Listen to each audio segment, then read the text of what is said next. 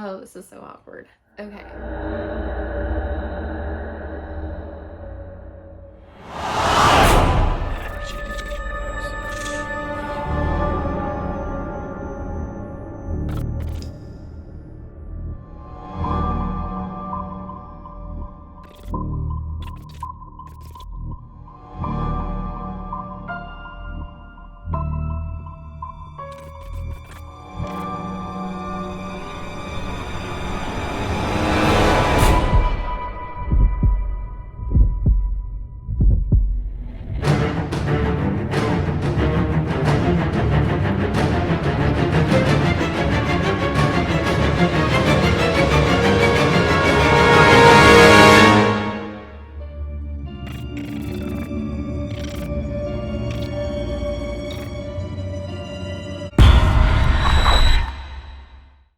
Hi, my name's Jeannie, and this is a practice video for a true crime series. Before we get started, I apologize if you hear cartoons in the background. My little is watching cartoons out in the living room, and my fiance is also sick in bed. We'll just go ahead and get right into it. This serial ended his career in my home state of Indiana, and so I think that's probably like one of the main reasons that I picked him. The YouTubes is oversaturated with serial it's so awkward to say that I love true crime, and it's like not okay. I don't, but I just like to know, you know what I mean? I like to know why they did what they did and like their background and stuff. So we're gonna do the story of David Maust, and I'm gonna butcher some of these names, so I apologize in advance. David Edward Maust is also known as Crazy Dave. He was born April 5th, 1954 in Connellsville, Pennsylvania. There's a little bit of backstory information on David's childhood. David's father was orphaned at the age of 12, and he was in foster homes for the rest of his childhood and teen years up into adulthood. His family members that were interviewed said that abuse was happening in the household throughout his life. So that's very sad. I guess I should put a trigger warning here. This involves assault, murder, a brief mention of it. So if that isn't your vibe, then please don't watch this. I don't want anyone upset. David's mom was diagnosed as psychotic and severely mentally ill. She sent him to go live with his dad, and he sent him back the same day. His mother took him to a mental hospital that very same night. His mother confined him to a mental institution when he was 9 years old. His mom had claimed that David had set his little brother's bed on fire while he was in it and also tried to drown him. The social worker that was investigating David's case while he was in the mental institution had noted that David's mother was psychotic, functioning marginally, and extremely needy. When David was asked about his experience in that mental institution, he said that most of the kids were dropped off by mentally ill parents that couldn't or did not want to care for their children, and the workers in the mental institution also felt that David was just dropped off there and there was no need for him to be there. The staff did note that they didn't see any lying or out of control behavior as noted by his mom, so the social workers decided to ask his mother Eva to give specifics on what David is doing to make him so out of control, and she ended up just coming to terms and just admitting that she just didn't want him in the home. That's so sad. Can you imagine? I just can't imagine. Like, my mom is my literal best friend, so I just can't imagine her just saying like, I just don't want you to live here anymore. Sorry, you're 9, get it together, go do your own thing, go get a job and work. That's nuts. Staff had also noted that he was actually pretty well behaved, and there was several accounts where it was visiting day and David had waited at the window in the visiting room watching all of the other family members arrive for the other patients, and his mother rarely would come, and it was very like sporadic when she would actually visit. David had said that his mother actually would tell him that she was sick or her back hurt or something like that. So when she wouldn't come, he would always make excuses for her. Oh, she did say her back hurt or something like that. She had mentioned that weeks ago, so I guess maybe that was just something that he said to make himself feel better, or maybe he was embarrassed that his mom just didn't want to visit him. I don't know.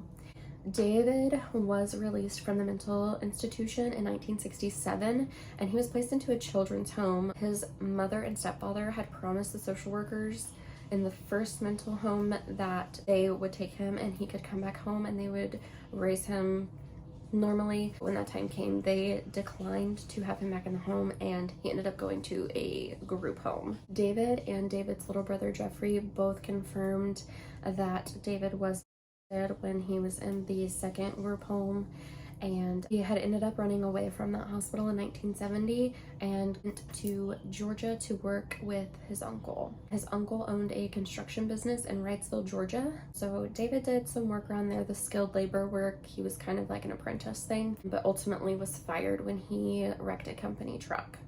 Later on in his teen years, his brother had noted that David was pretty violent as a child. He recounts a time where he had choked two of his friends while they were over at his house playing, and David has no reasoning as to why. He just states that he couldn't stop himself.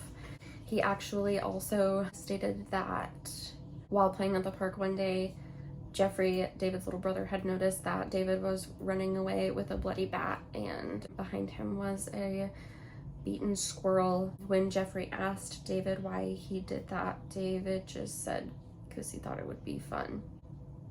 Oof. Wow. Anyways, after he was fired in Georgia from his uncle's construction company, he tried to come home and his mother threatened him with a knife. She ended up apologizing for that later on and actually just drove him to the Army Recruitment Center and enlisted him in the Army when he was only 18. So David went ahead with the Army and went through basic at Fort Lewis and AIT at Fort Ord. Then after basic training, David was stationed in Frankfurt, Germany in 1972. His fellow soldiers and supervisors said that he was an all-around good soldier. They never really noticed anything out of the ordinary with him. David was an avid bowler in his Army years, and he did have a high game of 297. He won a lot of tournaments and won a lot of awards for the Army team on the bowling league. If you guys know me, you know that I also love bowling, and so it's very sad that we had to share this sport with this monster. David's crime spree started in 1974, where he killed a 13-year-old boy in Germany. His name was James McClister. His parents were working in Germany from the United States.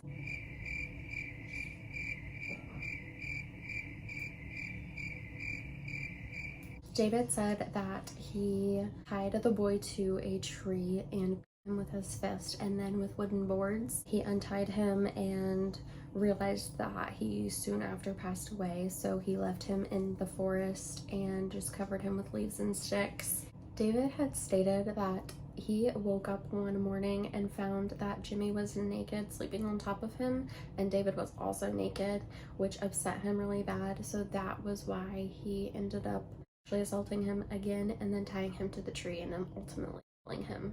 When confessing this to authorities, he said that Jimmy was a good kid and he didn't deserve that at all, and he was very remorseful for doing that to him.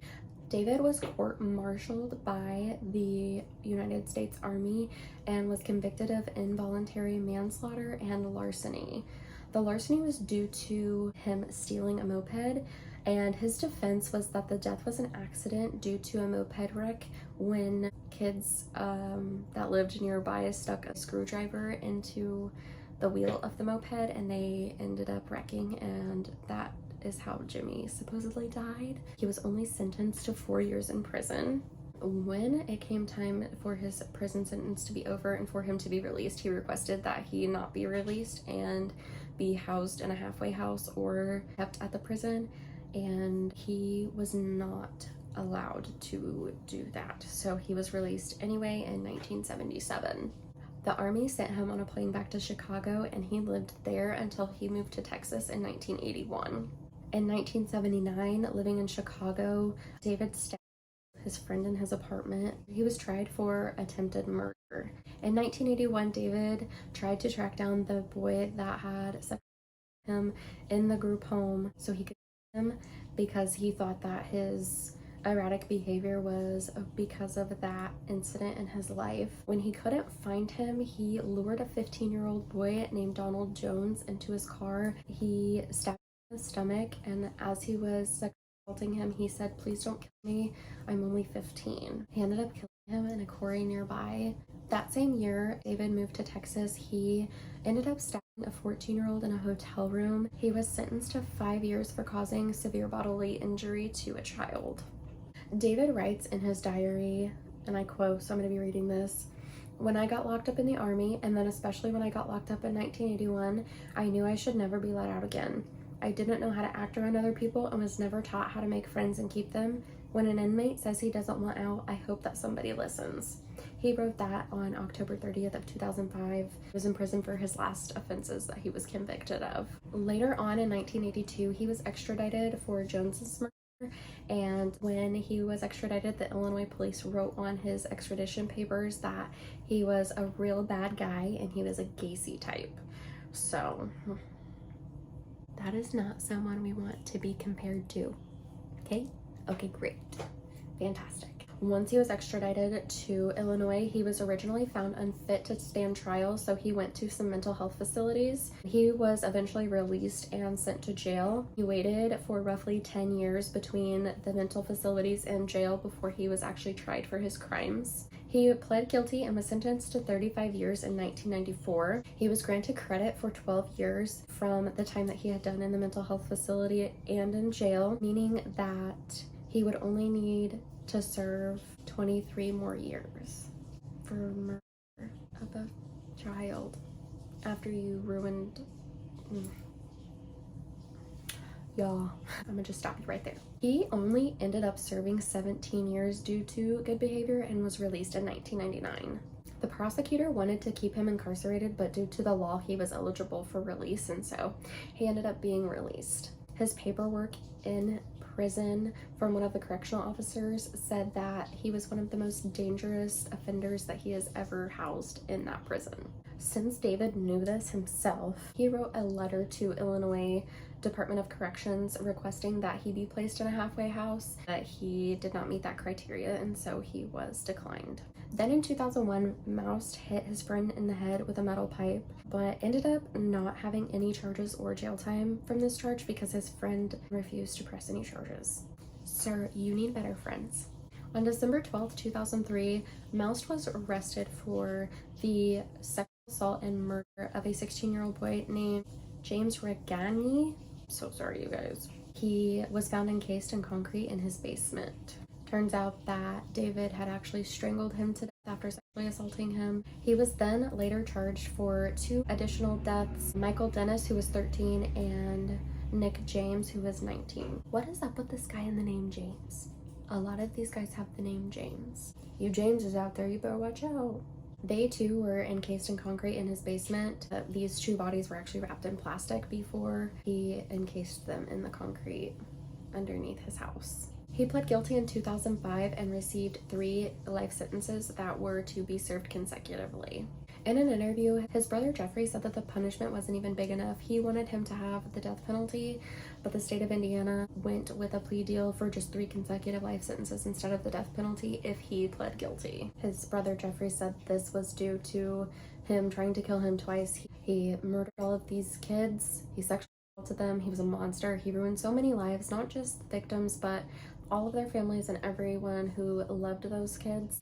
In January of 2006, he ended up committing suicide by hanging himself in his prison cell. He did leave a suicide note apologizing for the 5 murders. I think it's a little bit too late here, bucko. He was only 51 when he died.